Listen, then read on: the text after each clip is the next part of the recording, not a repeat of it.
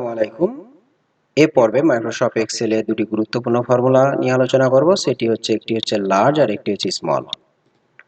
এখানে একটি ভ্যালু রয়েছে, কিছু ভ্যালু রয়েছে। আমি চাচ্ছি এই ভ্যালুর ভিতরে সর্বোচ্চ সংখ্যাটি বের করব।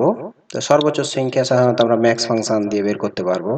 আমরা যদি সর্বনিম্ন সংখ্যা বের করতে চাই তাহলে মিন ফাংশনটি ব্যবহার করে সর্বনিম্ন সংখ্যা বের করব। তো আমাদের যদি প্রয়োজন হয় যে সর্বোচ্চ সংখ্যার দিক থেকে দ্বিতীয় পজিশনে কে আছে, এই পজিশন দিয়ে আমরা ভ্যালুর মানগুলো বের করব কিভাবে। তো আমরা সর্বপ্রথম দেখি যে লার্জ মানে এই ভ্যালুর ভিতর থেকে বা এই অ্যামাউন্টের ভিতর থেকে সর্বোচ্চ প্রথম পজিশনে কে আছে বা দ্বিতীয় পজিশনে কে আছে। তো আমি প্রথম পজিশনে দেখাই। লার্জ ফাংশন দিয়ে কাজটি করতে পারবেন। লার্জের দুইটি আর্গুমেন্ট রয়েছে, একটি হচ্ছে অ্যারে আর একটি হচ্ছে কে। অ্যারে হচ্ছে একটি এরিয়া বা একটি ভ্যালু কিছু, এরপরে কে ফর হচ্ছে যে পজিশন। কে এর এখানে আপনাকে পজিশন দিয়ে দিতে হবে যে কত নম্বর পজিশনে দেখতে চাচ্ছেন, 1 নম্বর পজিশনের তথ্য না 2 নম্বর পজিশনের তথ্য, তাহলে কে এর স্থানে আপনি পজিশনটা দিয়ে দিবেন। তো আমি অ্যারে একটু আমি দেখাই আর্গুমেন্ট, একটা অ্যারে একটা হচ্ছে কে। তো আমি অ্যারে হচ্ছে আপনি এই যে অ্যারেটা দিয়ে দিলেন, এরপরে কমা পজিশন, আমি চাচ্ছি 1 নম্বর পজিশনে কে আছে, এরপর ইন্টার কি প্রেস করবেন যে 1 নম্বর পজিশনে আছে 856। এটা ম্যাক্স দিয়ে সহজে বের করতে পারবেন। তো আমি দ্বিতীয় পজিশনে কে আছে আমি ফর্মুলাটা এডিট করি। আমি যদি 1 এর এখানে 2 দিয়ে দিই তাহলে দ্বিতীয় পজিশনে 654 সংখ্যাটি রয়েছে, কিন্তু ম্যাক্স ফাংশন দিয়ে কিন্তু দ্বিতীয় পজিশনটি বের করতে পারবেন না। এরপর আমি চাচ্ছি নিচের দিক থেকে সর্বনিম্ন কে আছে। তাই স্মল একটি ফাংশন রয়েছে, এই স্মল ফাংশনেরও দুইটি আর্গুমেন্ট রয়েছে, একটি অ্যারে একটা কে। অ্যারে হচ্ছে এরিয়া বা যে সেলগুলো সিলেক্ট করবেন, তুলনা করতে চাচ্ছেন ওই সেলগুলো সিলেক্ট করবেন। এরপরে কে ফর হচ্ছে পজিশন। তো আমি এরিয়া দিলাম, এই এরিয়া থেকে 1 নম্বর পজিশনে মানে নিম্ন থেকে নিচ থেকে 1 নম্বর পজিশনে আছে 254। আমি চাইছি নিম্ন থেকে নিচ থেকে দ্বিতীয় পজিশনে কে আছে 254। আবার যদি আমি তৃতীয় পজিশনে দিই তাহলে 452। তো আমি এখানে পজিশন দেওয়া আছে, আমি চাচ্ছি 1 নম্বর পজিশনে কে আছে, দ্বিতীয় নম্বর পজিশনে কে আছে, তৃতীয় নম্বর পজিশনে আছে। আমরা এইভাবে সরাসরি দেখতে চাচ্ছি, বারবার ফর্মুলাটা এডিট করতে চাচ্ছি না। তাহলে আপনি এখানে তাও করতে পারবেন। অ্যারে বলতে আপনি এই রেটাস দিলেন, এরপরে পজিশন হচ্ছে আপনি এখানে ক্লিক করবেন, এরপর ইন্টার কি প্রেস করবেন, চলে আসলো। এরপরে কর্নারে গিয়ে প্লাস চিহ্ন থাকছে, ডাবল ক্লিক করবেন। দেখুন দ্বিতীয় পজিশনে যে আছে তার নাম চলে এসেছে, তৃতীয় পজিশনে যে আছে তার নাম চলে এসেছে।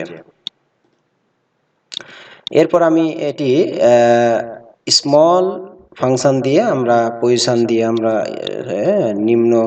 নিচ থেকে প্রথম পজিশনে কে আছে, দ্বিতীয় পজিশনে কে আছে, তৃতীয় পজিশনে কে আছে এটা বের করতে চাচ্ছি। প্রথম পজিশনে এটা আছে এবং দ্বিতীয় পজিশনে 254, যেহেতু 254 দুইবার আছে। তা আমি 254 এখানে যদি আমি 55 দিয়ে দিই তাহলে এখানে 255 দ্বিতীয় আসলো এবং 655 তৃতীয় পজিশনে আছে। এবার নিচ থেকে, আর এটা হচ্ছে উপর থেকে মানে বড় সংখ্যার দিক থেকে।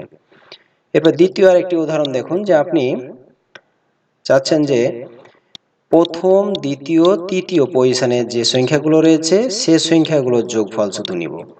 তো এটি করতে চাইলেও আপনারা করতে পারবেন। এটি যোগফলটা বের করবো, এটি ডিলিট করে দিই। তো এল হচ্ছে লার্জ এবং সঙ্গে সঙ্গে এম হচ্ছে স্মল। তো স্মলটাও দেখাবো। আচ্ছা, অবশ্যই এখানে এস দেওয়াই বেটার হবে যেহেতু আমি স্মল হচ্ছে। তো আমি এখানে প্রথমে ব্যবহার করবেন সমান, সমান চাপার পর সাম ফাংশনটি ইউজ করবেন, এরপরে লার্জ ফাংশনটি ব্যবহার করবেন, কিবোর্ড থেকে ট্যাব কি প্রেস করবেন। এরপর আপনি এই ভ্যালুগুলো সিলেক্ট করবেন, এরপর কমা, এরপরে এই পজিশনটি সিলেক্ট করে দিবেন। এরপরে কিবোর্ড থেকে আপনি শিফট চেপে থেকে ফার্স্ট ব্র্যাকেট ক্লোজিং দুইবার ব্যবহার করবেন, এরপরে কন্ট্রোল শিফট ইন্টার কি প্রেস করবেন। তো আপনার এটা কি আসলো, এটি হচ্ছে প্রথম পজিশন, দ্বিতীয় পজিশন, তৃতীয় পজিশনে যে সংখ্যাগুলো রয়েছে এই 3 পজিশনের সংখ্যাগুলোর যোগফলটা আপনাকে এখানে দিল, রিটার্ন করলো। এরপর আমি চাচ্ছি সাম করব, কিন্তু নিচ দিক থেকে বা সর্বনিম্ন দিক থেকে 3 পজিশনের সংখ্যাগুলোকে আমি যোগ করব। তাহলে স্মল দিয়ে এটা ব্যবহার করতে পারবেন। এরিয়া দিলাম, এরপরে পজিশনটা আমি সিলেক্ট করে দিলাম, এরপরে ফার্স্ট ব্র্যাকেট ক্লোজিং ব্যবহার করবেন স্মলের এবং সাম ফাংশনের। এরপরে কিবোর্ড থেকে কন্ট্রোল শিফট ইন্টার কি প্রেস করবেন। তাহলে নিচ থেকে যে প্রথম পজিশন, দ্বিতীয় পজিশন, তৃতীয় পজিশন এই 3টি সংখ্যার আপনার যোগফলটা দিল। এরপরে এই কাজটি অন্যভাবে করবো, আমি পজিশন এখান থেকে দিতে চাচ্ছি না, আমি সরাসরি ফর্মুলার ভিতরে পজিশনটা টাইপ করে দিতে চাচ্ছি।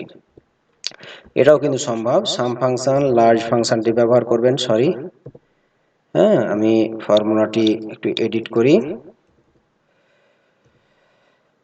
LARG লার্জ ফাংশন ব্যবহার করবেন। অ্যারে হচ্ছে এই যে অ্যারেটা দিয়ে দিলেন, এরপরে পজিশন হচ্ছে, পজিশনটা আমি টাইপ করে দেবো। তাহলে সেকেন্ড ব্র্যাকেট দিবেন 1, 2, 3, আবার সেকেন্ড ব্র্যাকেট ক্লোজিং, এরপরে ফার্স্ট ব্র্যাকেট লার্জের ক্লোজিং এবং ফার্স্ট ব্র্যাকেট সামের ক্লোজিং, এরপরে কন্ট্রোল শিফট ইন্টার, সেম আউটপুটটি আসলো। এরপর স্মল দিয়ে দেখি, স্মল, এরপরে আপনি অ্যারে দিলেন, এরপরে পজিশন হচ্ছে আপনি সেকেন্ড ব্র্যাকেট ওপেনিং 1, পজিশন 2, 3, আবার সেকেন্ড ব্র্যাকেট ক্লোজিং, হ্যাঁ, স্মলের জন্য ফার্স্ট ব্র্যাকেট ক্লোজিং এবং সাম ফাংশনের জন্য ফার্স্ট ব্র্যাকেট ক্লোজিং, এরপরে কন্ট্রোল শিফট ইন্টার কি প্রেস করবেন, দেখুন আপনার একই ফলাফল এভাবে চলে আসলো। এরপরে চলুন আরেকটি উদাহরণ দেখাই। আমি চাচ্ছি এই দুইটি সেল রয়েছে, এই দুইটি সেলের ভিতরে কোন সংখ্যাটি বড় এবং কোন সংখ্যাটি বড়, যে সংখ্যাটি বড় হবে সেটি লার্জেস্ট এখানে চলে আসবে। তো চলুন, আপনি লার্জ ফাংশনটি ব্যবহার করবেন, এরপরে এই দুইটি সিলেক্ট করবেন, এই দুইটি ভ্যালু, এরপরে কমা, ফার্স্ট মানে প্রথম পজিশনে কে আছে ওই সংখ্যাটি চলে আসলো। এই দুইটির ভিতরে 45 হচ্ছে প্রথম পজিশনে, 45 চলে আসলো। এরপরে যদি আপনি ক্লিক করে নিয়ে আসেন, এই দুটি সেলের ভিতরে এই দ্বিতীয় সেল বড়, এই জন্য বড় সংখ্যাটি চলে আসলো। সেম ভাবে এই দুইটি সেলের ভিতরে ছোট সংখ্যাটি আমি এখানে নিয়ে আসতে চাচ্ছি, তাহলে স্মল, অ্যারে বলতে এই দুটি সিলেক্ট, কমা, অন পজিশনে হ্যাঁ চলে আসলো। এরপরে তৃতীয় আরেকটি উদাহরণ, যে এখানে কিছু ভ্যালু রয়েছে, এই ভ্যালুগুলোকে আমি ডিসেন্ডিং অর্ডারে সাজাবো এবং অ্যাসেন্ডিং অর্ডারে সাজাবো। তো চলুন প্রথমে ডিসেন্ডিং অর্ডারে সাজাবেন, তো এটা ফিল্টার করা ছাড়াই ফর্মুলা দিয়ে, তাহলে লার্জ ফাংশনটি ব্যবহার করবেন। এরপরে এই যে অ্যারেটি দিয়ে দিলেন, হ্যাঁ, এবং এই অ্যারেটি অবশ্যই লক করবেন, যেহেতু ড্রাগ করবেন ফর্মুলাটি F4 চেপে থেকে লক করে দিতে হবে। এরপরে আপনি রোজ ফাংশনটি লিখবেন, ROWS, কিবোর্ড দিয়ে ট্যাব কি প্রেস করবেন। এরপরে আপনি ঠিক যে সেলে আপনি ফাংশন টাইপ করছেন ওই সেলটাতে ক্লিক করবেন। এখন ফাংশন থাকার কারণে এই সেলে তো ক্লিক করতে পারছেন না, তো নিচের সেলে ক্লিক করে আপ অ্যারোতে ক্লিক করলে আপনার সেম সেলে চলে গেল।